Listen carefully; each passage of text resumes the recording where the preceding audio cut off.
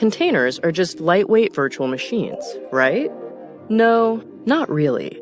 There's much more to the story than that. So we decided to do a 4-part series on virtual machines versus containers. In parts 1 and 2, we discussed virtual machines in detail and how they work. Now, in parts 3 and 4, we turn our attention to containers. Turns out, containers are not very complicated. They are just normal Linux processes with some isolation superpowers. In today's episode of Mobycast, Jon and Chris go into depth on containers, their history, and the underlying operating system technologies that make them possible.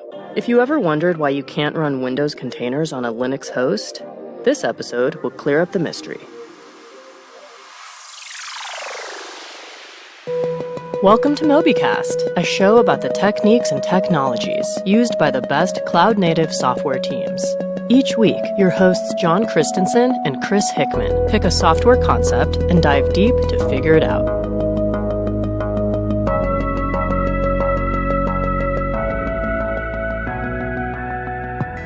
Welcome, Chris. It's another episode of Mobycast. Hey, Jon. It's good to be back.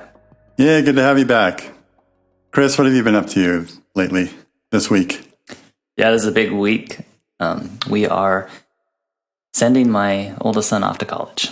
So it's a time I think that's come, but it's going to be a huge adjustment for us. So we've just been preparing, getting them all packed up and all the checking off stuff from supplies list and trying to think of what he might need, and then we'll be off and making the trek to take him to college. Right on. When do you think you're going to see him again? Next weekend? Yeah, we'll see. The good news here is that his college is only about an hour and a half away from us, so it's a nice drive. And, right. Yeah, that's what I was thinking. I think parents' weekend's about a month away, so that will definitely be no later than that, and it'll really be up to him, I think, whether or not we see him before then. So I can't imagine. I mean, I have about another 10 years or so before I have to face that, and it'll be I just don't even know what your life looks like here, but best of luck, and next phase with one kid at home and one kid out. Yep, life is a sequence of transitions and journeys and all that kind of stuff. Yeah, yep. Yeah, I guess here I don't have such a big week happening. I think last week I mentioned I was going to go surf in Baja, and that was going to be fun, and I did. And now I'm back and refreshed, and I imagine, Chris, you can hear it in my voice. It's a little salty. Yeah, no, absolutely. Yeah, that surfer vibe of just like chill. Mm-hmm. I just, for me, surfing for whatever reason it is like, you think of it as like this, free flowing, natural, out there, one with the ocean. But really it's just like the hardest thing I've ever tried to learn how to do. It is just so difficult. And like every little piece of progress is hard fought. And a big part of the reason it's hard fought is because you only get a few seconds on a wave. And then you maybe only get, 10, 15 waves in an hour or two of surfing. So it's like you get a total of maybe 45 seconds to a minute of actual practice every time you go. That's not a lot compared to other sports. That's not an efficient ratio. No, yeah. So it's just like I'm kind of like a bulldog when I decide I want to learn something. I just get on it until I figure it out. And here we are, like 15 years later after I've started surfing, or maybe even more than that. And there are still some fundamental things that I just wish I could do better. And finally, I had just such a breakthrough this past weekend, and I got one move just dialed in better than I ever had before, and it was just there for me whenever I wanted it. And it was like I think I should just quit. I think I just got as good as I'll ever get. That's it, right there. Mission accomplished. Yeah, right.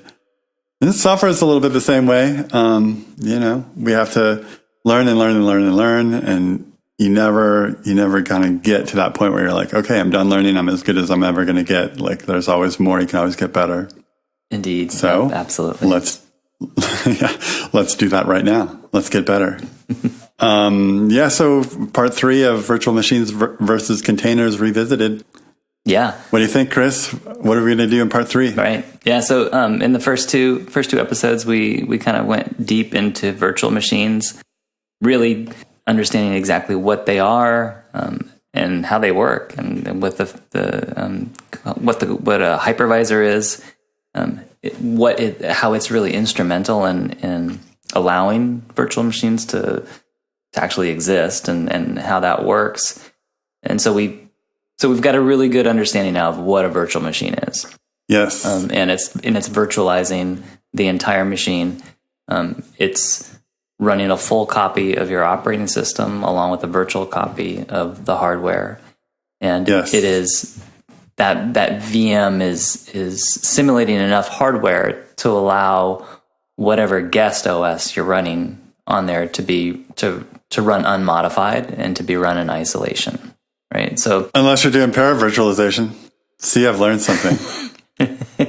Right. But even with para-virtualization, it's still isolated. It's just now it's making those calls to access the kernel. Yep. via software as opposed to via hardware. So great discussions there. I think, hopefully everyone now has a really good understanding of what a virtual machine is. And so obviously this series is virtual machines versus containers. Now it's time to talk about containers. And we can dive deep into those and understand exactly, what is a container? And then follow that up with, okay, now how do these compare? Right. And so now by the end of this, we should have a really good fundamental understanding and be able to talk about virtual machines, containers, and when to use when to use either one of those, the advantages of them, maybe disadvantages of them, and whatnot. Yeah. And this should be useful for your actual work, but it should also be useful for when you get in an argument with you're a software developer and you get an argument with the architect on your team. And you can just be like, I know what I'm talking about here. I win this one. Right. I'm just thinking about myself because I used to love doing that. I used to love practicing my arguing over software details and technology skills against the people that were better and more experienced on the team. And coming away with a win in one of those arguments was that was the best feeling. Were you on the debate team in college? No. In fact, I think I studied debate, or I tried to learn about debate in junior high, and I studied, and then we had our debate that was in front of people, and there was a camera, and it was the one and only time in my life that I stood, and it was my turn to stand up, and I had 5 minutes to say something, and I didn't say anything, and my face just turned red, and I just stood there. And it was the most embarrassing thing that has ever happened. And I think it's driven me to be more of a public speaker since then. So there you go. A little personal story for you. Okay. There you go. So yeah. Anyway, yeah, I also love debating with more experienced people on the team. And now, I can debate with you. And absolutely. So after this series, should definitely be able to go deep into the debate on when someone says that containers are just lighter weight VMs. Yes. What do you mean by that? What does lightweight mean? Right. And so be able to go as deep as you want on that. So with that, why don't we just talk about, again, there's two broad types of virtualization. The full virtualization, that's what, again, you're virtualizing everything, including the hardware. That's what we're calling virtual machines. Then you have operating system level virtualization, and that's really containers. And so that's the kind of the first thing to take away here is what's the surface area of the virtualization. And so with containers, it's happening at the operating system level. And perhaps, so one of the most important things to keep in mind here is that all the resources of that computer are now being partitioned via the host kernel. And all containers running on that host, they're sharing the same single kernel with each other and the host. Mm-hmm. Okay, so this is different with virtual machines. Virtual machines, there are multiple OSs and they each have their own kernel, right? Yes. With containers, they don't have they don't have their own kernels. They are getting that from the host machine. So there's a single kernel on that host machine, and everyone is sharing that. I think the part that was a mouthful that you said is when you said that they are sharing the host kernel with themselves and the host. It was like, wait, what does the host need? Oh yeah, it's an operating system. It's got to do itself, right? So it's doing itself and it's doing all the containers. Right. Yeah. So again, and so containers, you can run containers on bare metal. You can also run them inside of a VM, right? But again, whatever it is that you're running on, whether it's bare metal and you just installed Linux on a bare metal machine, and now your containers are running on top of that, you have that single Linux kernel for the bare metal machine, and then also any containers you run on that machine, they're going to be leveraging that same kernel. And the same applies if you're running inside of a virtual machine as well. So the kernel inside the virtual machine is being shared amongst the host, the host, as well as the containers that are running inside that VM.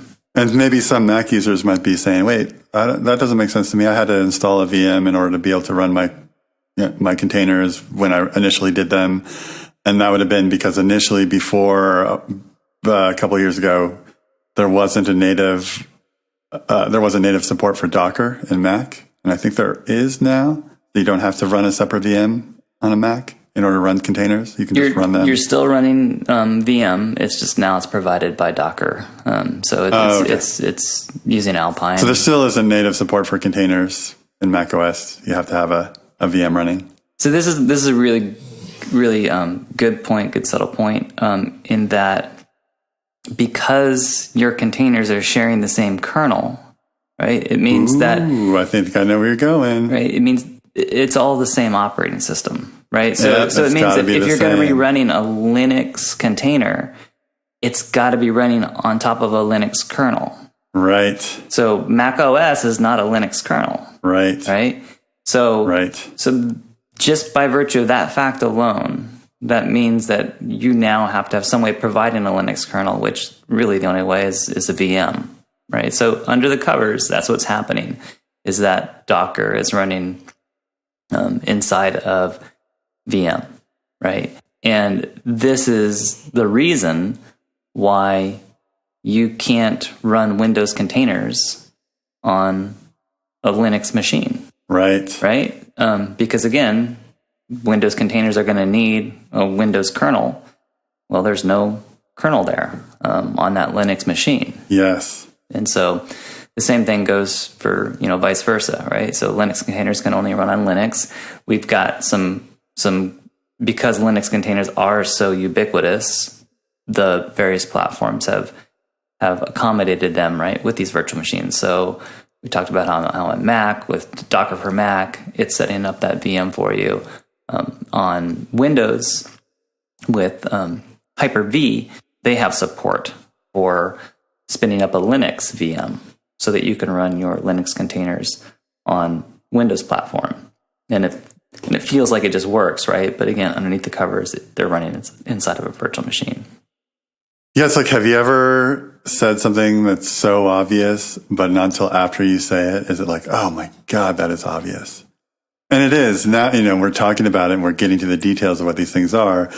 The containers require the kernel to be of the same flavor of OS that they are. They use it, so they need it to be the same. So yeah, of course. Of course you can't run Linux containers on a Windows machine without a VM.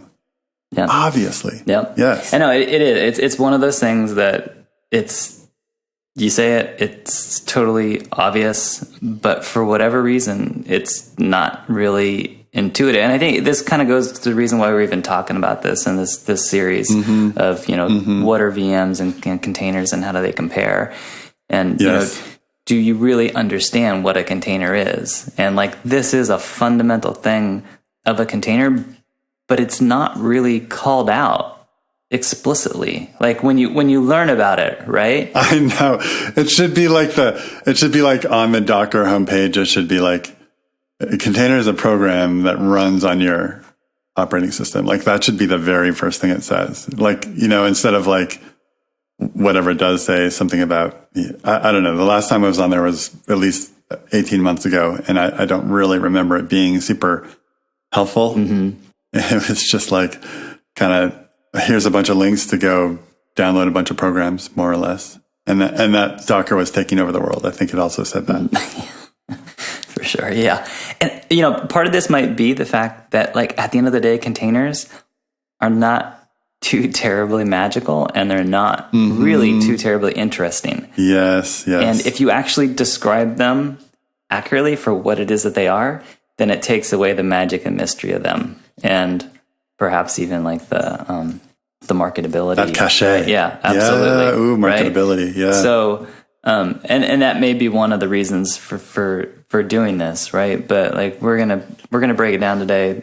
This is Containers 101, or just the fundamental, like this is what a container is, and kind of pull back some of that mystery. And we're gonna find out that there's not a lot going on with a container. It's not as it's definitely with a VM. There's a lot more going on. With containers, it's much more minimal. Okay, so what's next? So, at the end of the day, a container is a process that is just being run on its host.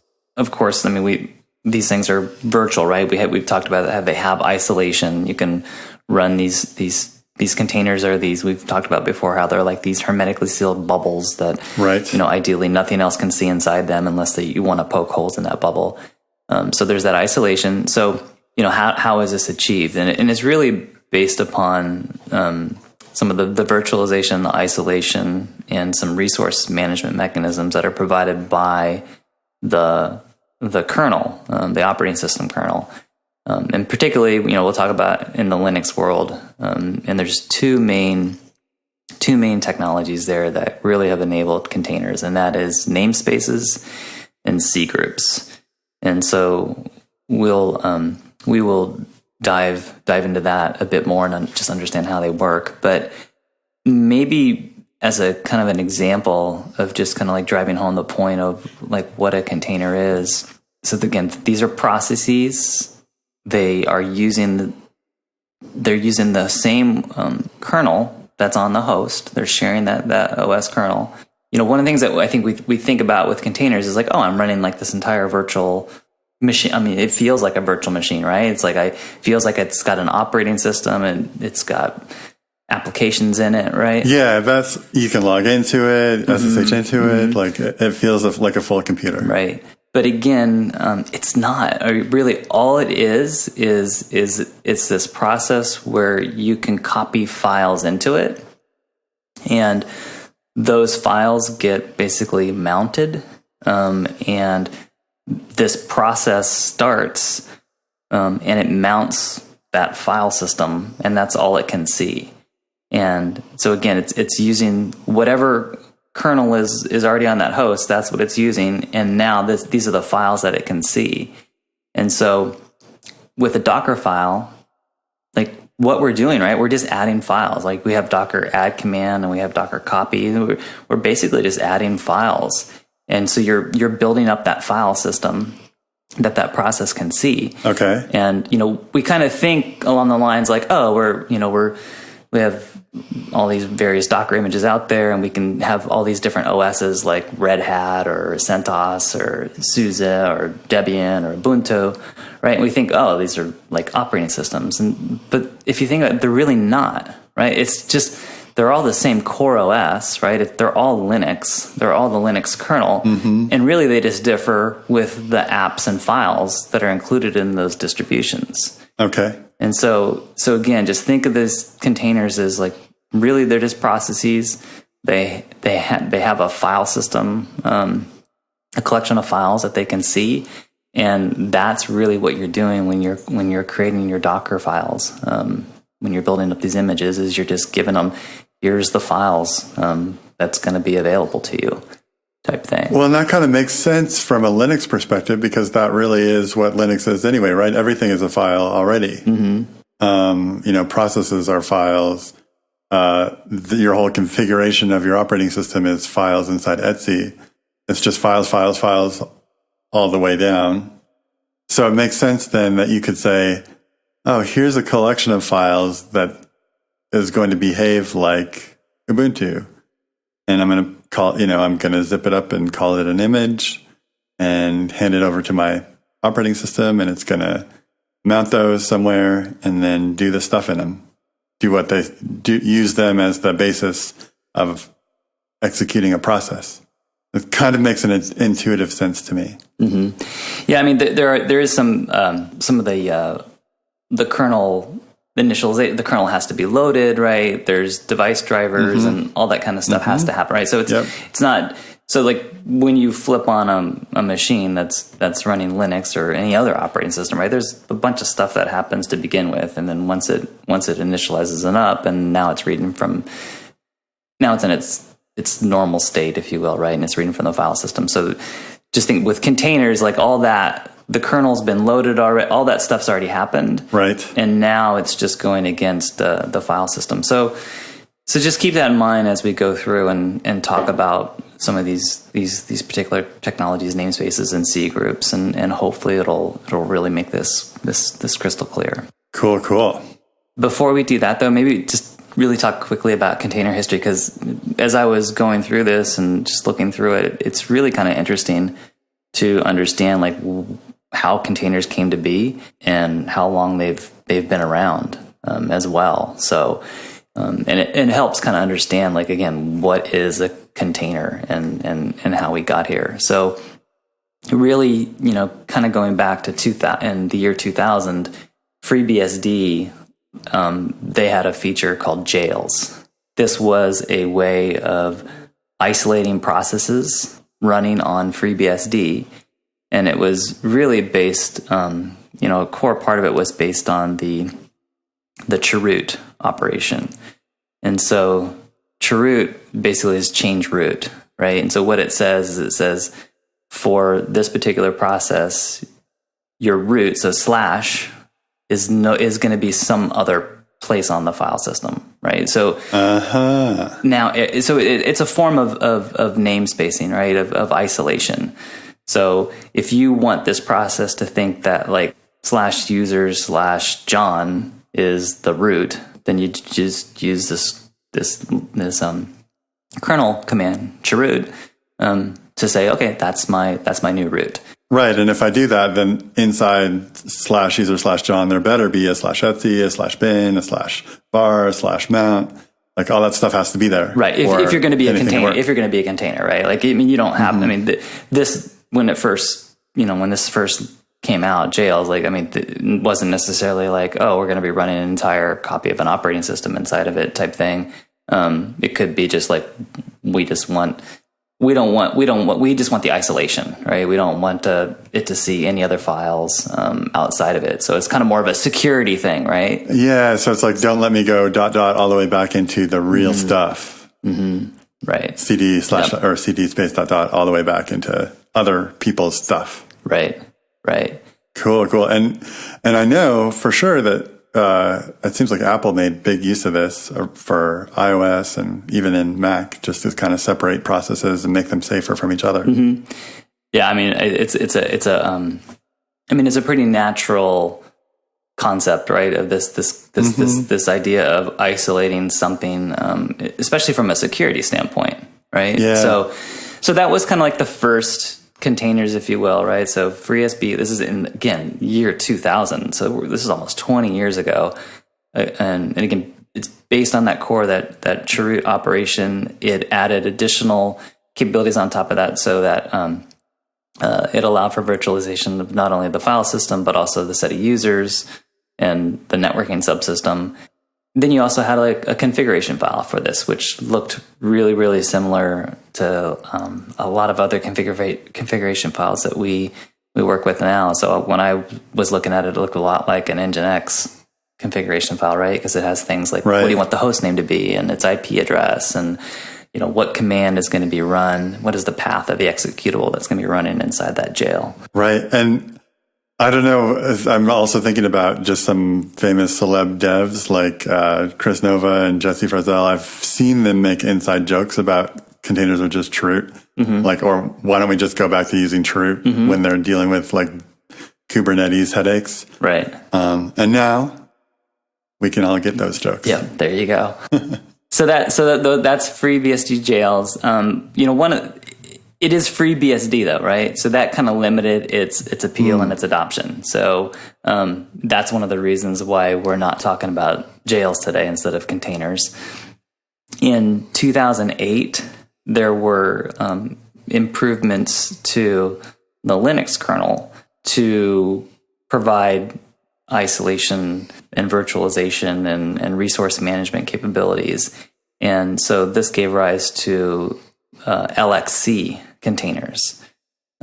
So this is 8 years after FreeBSD jails. We're still about 11 years ago now that LXC containers came on. But these are actually full-blown containers. So they support things like namespacing, security capabilities like AppArmor and Cell Linux profiles, seccomp policies. It takes advantage of Chroot for file system virtualization, and it introduced C groups, which we're going to talk about as well. So I think kind of like, again, the real maybe eye-opener here is that this was really the start of containers, and it was built into Linux. And so this is 2008. You wouldn't happen to know anybody that was making use of those, do you? I do. So Docker, actually, when Docker first launched, they were using LXC as what was the runtime for the containers. So Docker, the early versions of Docker up through version 0.9, which was March of 2014, though Docker was using LXC. It was only in version 0.9 that they then came up with an alternative to LXC. Huh, interesting. I couldn't have asked a better question. This show is scripted. It's just, like I said, it's very interesting to see like where it came from. And the thing that was really interesting to me is that just LXC containers, again, have been around for a long time. They're still around today. Like it's still a healthy, robust system. I'm just imagining like, super Linux computer programmer geek nerds around 2008 going, I'm going to make this cool thing, making it and kind of putting it out there and being like, nobody cares about this cool thing I made. Yeah. And then the Docker people are kind of picking it up and figuring out how to market it. Yeah, a little bit of that. Something else maybe to keep in mind is that LXC, it's all C code. So it's very, very tight and fast. And so there are other environments, especially more like I think embedded environments and some just more constrained environments that like LXC containers are really like the only option. And Docker's not a great option perhaps, or it's getting better, but that's one of the big differences between these two is that LXC is implemented in C versus Docker is now written in Go. So interesting. Yeah. But this is one of the things I was looking as I was doing this preparation, just kind of looking, it's like, well, LXC containers are like, this is like basically everything that what we think of as Docker containers. Like, what's really the difference here? At the end of the day, it's using the same the same kernel features to build these things. It's just they're implemented two different ways. Huh. Yeah. Very cool.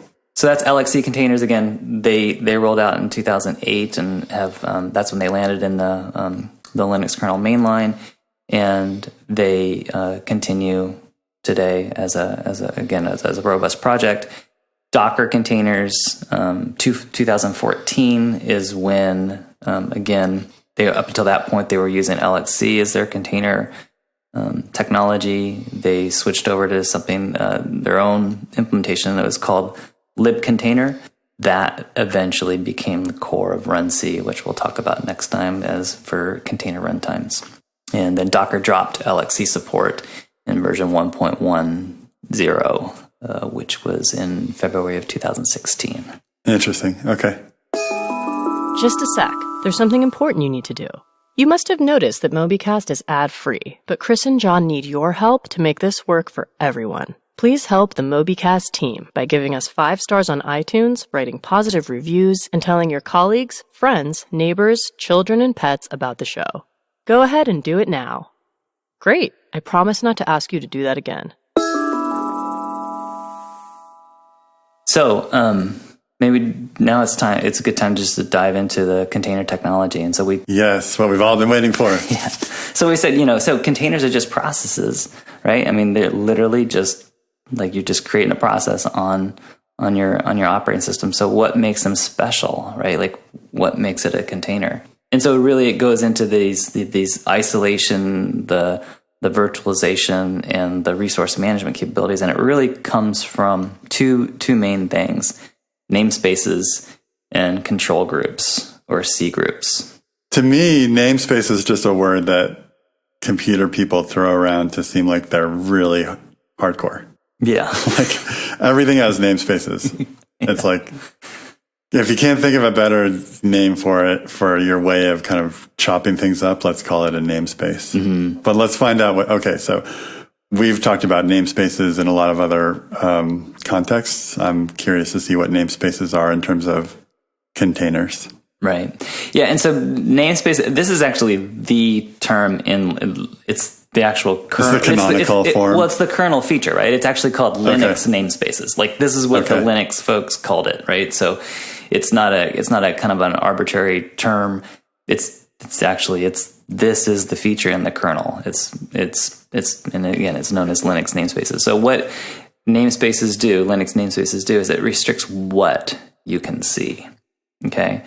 And so it's virtualizing system resources like the file system or networking, and it makes it appear to processes that are now within that namespace that they have their own isolated instance of that, right? So this is all about isolation and restricting what you can see, which is a big part of providing that hermetically sealed bubble, if you will, for containers. Do you think that it lets you kind of restrict anything and everything? Like, you mentioned networking and file system. Would it also enable, restrictions on memory, restrictions on devices, restrictions on,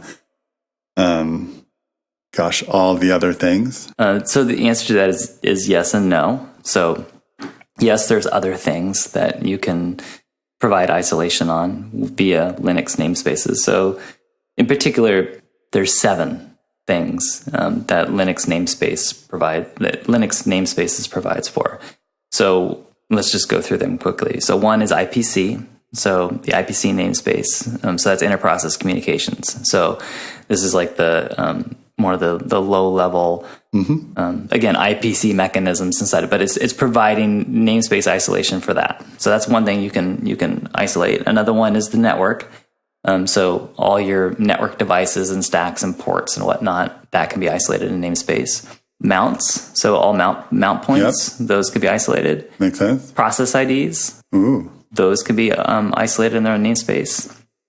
Users and groups, those can be isolated in namespace. Super cool. The UTS, which is the Unix time sharing system, which for all practical purposes, it's really about isolating the host name and the NIS domain name.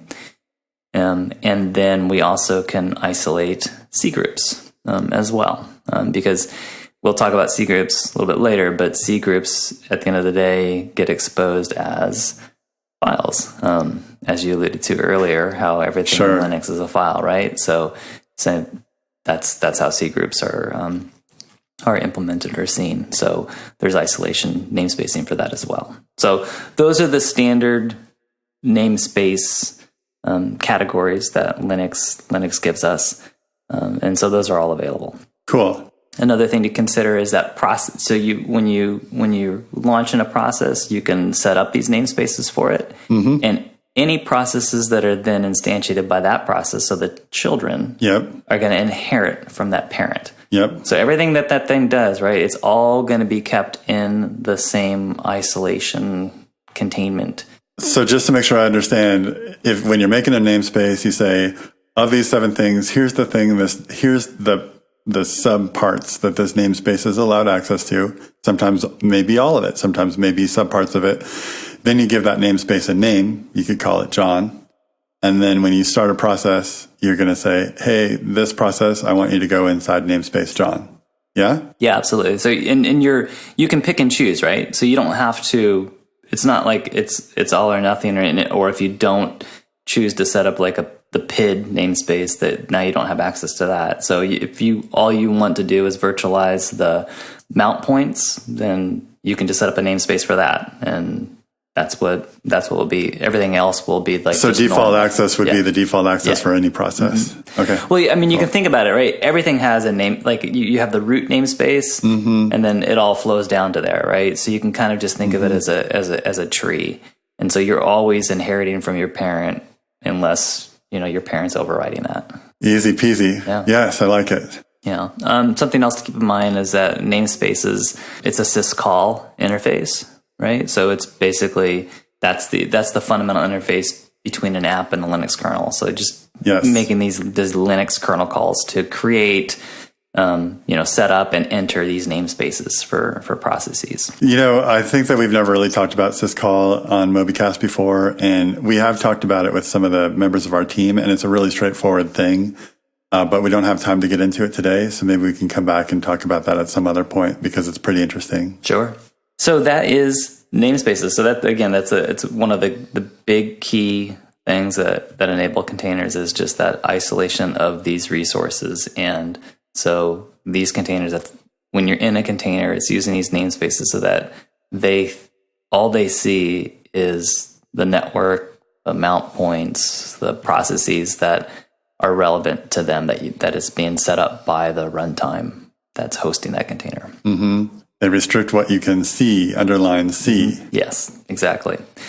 And so the other part is control groups, or more typically you'll hear C groups. And so C groups, these restrict what you can do as a process, right? And so this is before you asked about what about memory?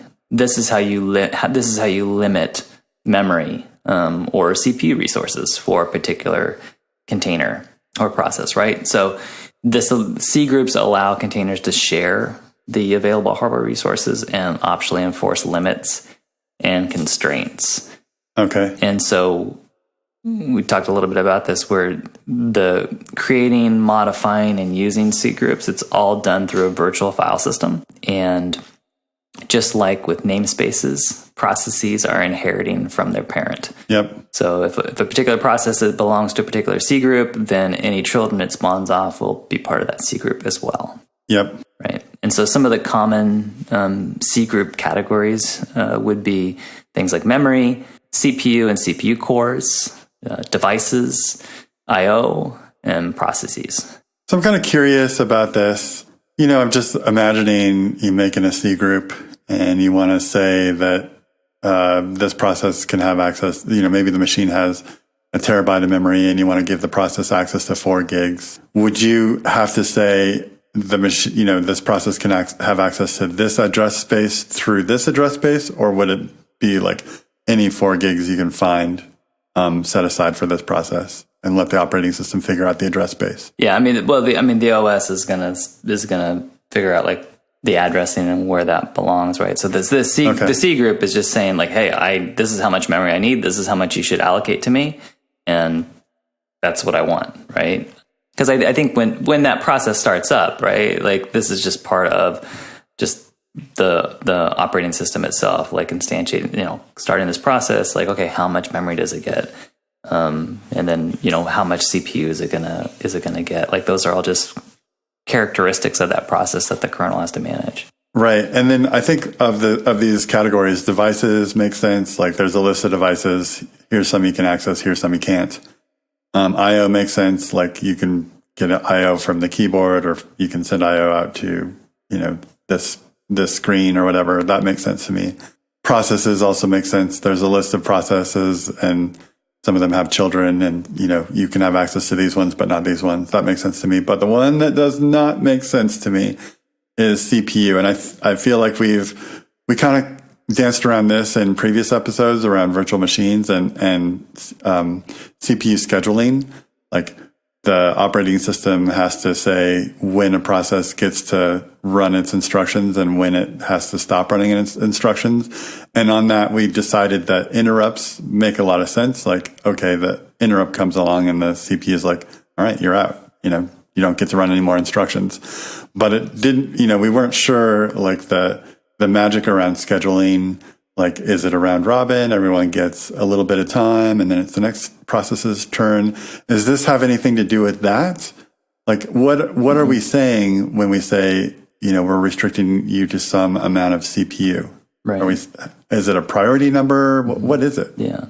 So remember, C groups, it's restricting what you can do from the aspect of specifying what limits and constraints you have against those resources. So it's not whether or not you can see it. Yeah. It's how much of it you get, right? So it's like for processes, it's not what processes you can see, right? That's done through namespacing. Uh-huh. Instead, it's like maybe you're only allowed to create a maximum of 20 processes. Okay. Right? That's your limit. You can't have more than 20 processes running inside of your container. Right? That would be what you'd use C groups for. Okay. Right? But the process that you see, that's done by the namespace. Yep. Okay. So there was a big part of what I just said that Chris is correcting me on. So listeners, it's not about what you can see, it's about what you can do. But I still have my question about what you can do part means for CPU. Yeah. So memory is really straightforward, right? Because when the operating system is instantiating a process and it can say, okay, I'm going to dedicate this. This is how much memory this thing gets. Yep. And so that's pretty crystal clear. With CPU and CPU cores, some of that is a little bit more fungible, right? So CPU cores is pretty straightforute. You can say, hey, you only get one core. There's 32 cores, right? you only get to use 2 or whatever. Yeah. But for CPU CPU utilization, it's more along the lines of like CPU shares, right? So you can say, this is the amount of CPU shares this should get. And really what it is, it's not a hard constraint. It is something that is, it's more of a target to achieve, right? So what is a CPU share? This is really, we see this in practice, like with container orchestration systems, like ECS, right? So when we're creating ECS tasks, we say how much CPU and memory they get, right? Memory is a hard limit, and then CPU is more of a watermark. So if there's available CPU on that host, then containers can burst above whatever their shares are set to. But it's a way of allocating how much. This is making sense, right? So it's like you just divide up all of the instructions per second into shares. So maybe if you can do 1 billion instructions per second, if you divide that into 1,000 shares, then each share is worth 1 million instructions. Right. Yeah. I mean, it's just a way of saying like, hey, there's a finite amount of power of CPU power that's here. What percentage of it do I expect my process to use of that? But is a CPU share, like, do you get to find out how many CPU shares there are? Is there like a command you can do to say, hey, how many CPU shares are there? And then I want to use like 3 of them, or I don't even know what a normal number is. Is it 3? Is it 3,000? Is it 300,000? Mm-hmm. I think it's one of those things that's a bit arbitrary, and it's up to whatever platform you're running on. Okay. So for this particular point, like the CPU shares setting in C groups, I'm not sure if the Linux kernel actually does anything with this and enforces it, or if it's more a way of tracking and basically keeping that metadata of what should be there. Ooh. So like an example of this again is like ECS.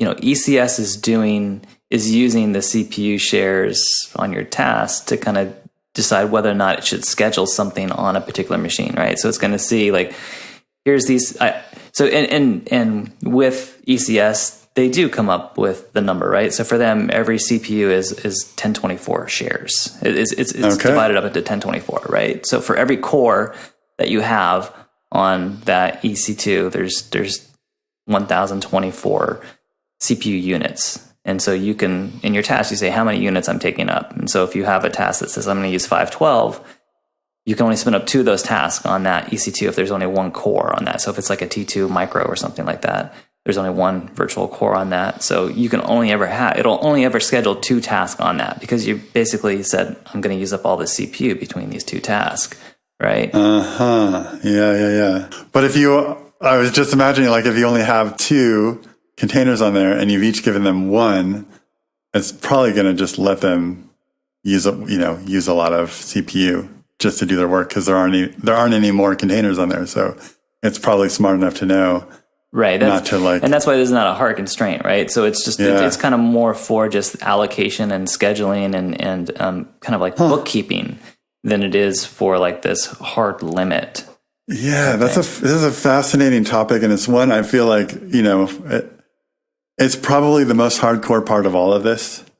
It's not even all that important really at the end of the day for your job, for most of our jobs, but it is fascinating how CPUs sort of divide themselves up, and how you tell the CPU what part of it you want, and when your instructions are going to get run versus when some other instructions are going to get run, and what kinds of stuff create noisy neighbor issues. Like, all that is pretty fascinating to me for some reason. Mm-hmm. Yeah. And I'm sure it's, if you were to go look at the code, I bet there would be quite a bit of code in that area of container implementation and inside the kernel itself. In like CPU scheduling and mm-hmm. Oh yeah, absolutely. I would imagine that's probably one of the more opaque pieces of the kernel. Sure. Yeah. I mean, that's the hardcore. Hardcore. That's what makes the kernel, right? Right. It's between that and managing memory, and some, devices and whatnot. I mean, that's the crux of it. So that is namespaces and C groups. Those are the two main technologies, really, along with Chroot, that is really allows for containers to. It's really what containers are, right? So it's just they're these normal processes, but they have been namespaced into isolation for those 7 different possible types of namespaces, and then they have C groups that limit or constrain what resources they can, how much of the resources they can use, right? And that allows for things like just making sure that we don't have containers that take up too much more resources than they really should, right? And it allows for sharing and basically divvying up the resources of that machine. Cool. And I think that it makes total sense to me that there would be one namespace per process, but could there be more than one C group per process? Or is it also just one? Like, I'm going to run a process, I want it to be in this namespace and also in these 3 C groups, or just this C group? So I don't think there's anything stopping a process from belonging to more than one C group. So we talked about like C groups, the way that you create, modify, use these things it's through a virtual file system. And so your C groups are going to be mounted somewhere on your file system, again, as this virtual file system. And there are going to be basically just directories set up for these C groups. And so if you want to add a process to a particular C group, it's literally just navigating to that folder for that particular C group. There's going to be a file there called like cgroup.procs, and you just do something like echo pid and add that to the end of that file. And now that process is now part of that C group. Okay. So you can again do this for multiple ones. And at the end of the day, I mean, maybe it's got to do something with, how do you handle conflicts and overriding if it's specifying conflicting settings, if you will, with it. But something to do a little bit more research on as well. Cool. I was just wondering, so we have one last little part that we want to get to. We're hit about 50 minutes right now, but I think it's so interesting and it won't really fit on next week. So do you think you could get through the pseudocode for creating a container in like 3 minutes? Yeah, absolutely. So this is kind of born of one of the talks I went to at DockerCon a couple years back was basically a talk on, namespaces and C groups and, how these relate to containers. And as part of that, the speaker went through and did a demo of like, let's go and basically do some of these calls to create a container, if you will. And it kind of, again, it takes away a lot of the mystery to this. And so, so let's do that, right? Well, I'm just going to walk you through like what that process looks like, just to kind of like, again, hopefully shed some light on like, there's not a lot going on here at the end of the day. So to create our container, if you will, like first we need a root file system. And so for this, we can kind of like cheat a little bit, make it really easy. And what we'll do is we can just spin up Docker with the BusyBox image, right? So that's kind of like just a base OS image, the BusyBox image. So we can create that, launch a container running that image, and then we can use the Docker export command to export out that file system onto our host, right? Yeah, so we're just doing that, and we can tar it up, and so now we now have this file, a root file system that we need for our container. And it's got /sc/var, all that good stuff. Yep. So we have that. So then the next part is now we're going to do some system calls, right, to set up our namespaces. So the first thing we need to do is we're going to have a launcher program, right? And what it's going to do is it's going to be the one that's responsible for setting up the namespaces. So we'll create a namespace for, like, let's say UTS to give us our new host name. We'll set up a namespace for PIDs so that obviously the only processes that we can see are the processes inside our container. And then we'll also do networking as well and mount points. This is really easy to do, like in a language like Go. Go gives you access to syscalls. And so it's literally, you can just basically say, like, set up a command object in Go. You can set it to run yourself. And so a shortcut to that is /proc/self/exe. So we talk, everything's a file in Linux. And we talked about the virtual file system for C groups. There's also a virtual file system for processes, and it's at /proc. And so if the currently running process is /proc/self, and then /exe is what executables actually is being run, right? So you can set up your command to run yourself again.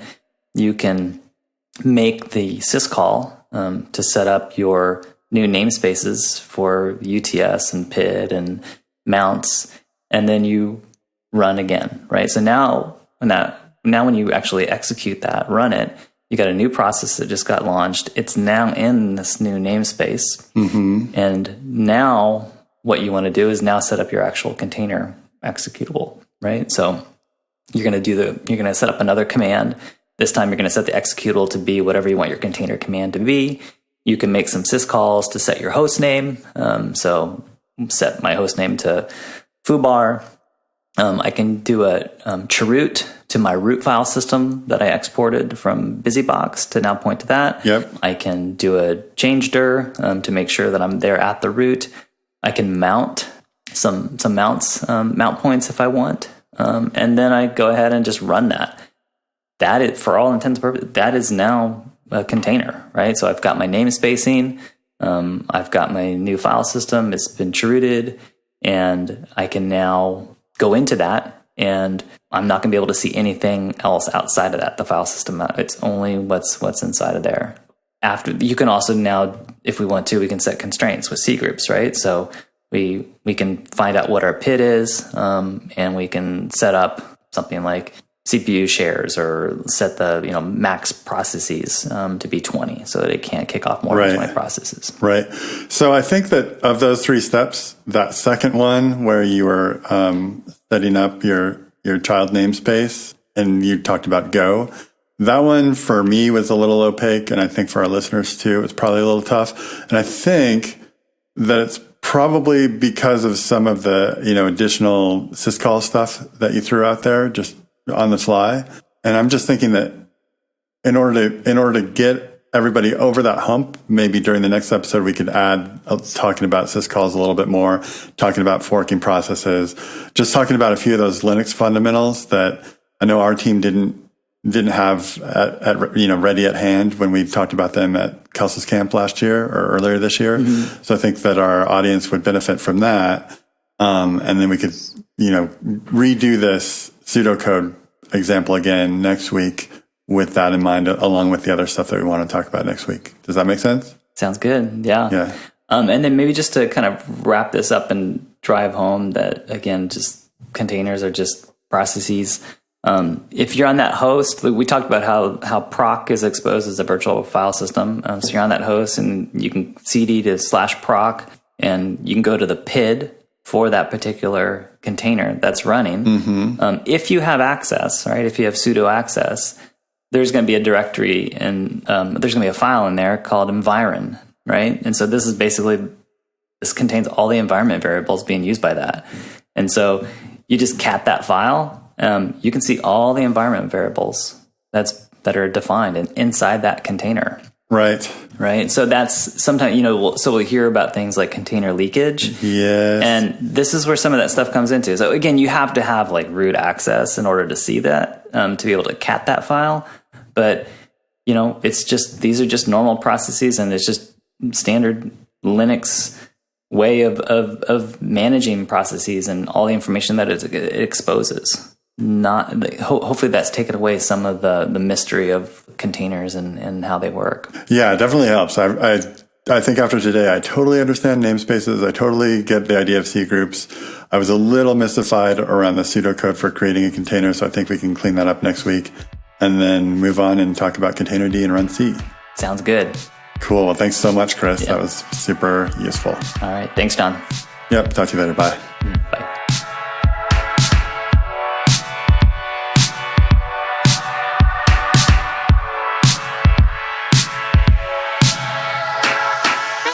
Nobody listens to podcast outros. Why are you still here? Oh, that's right. It's the outro song. Come talk to us at mobycast.fm or on Reddit at r/mobycast.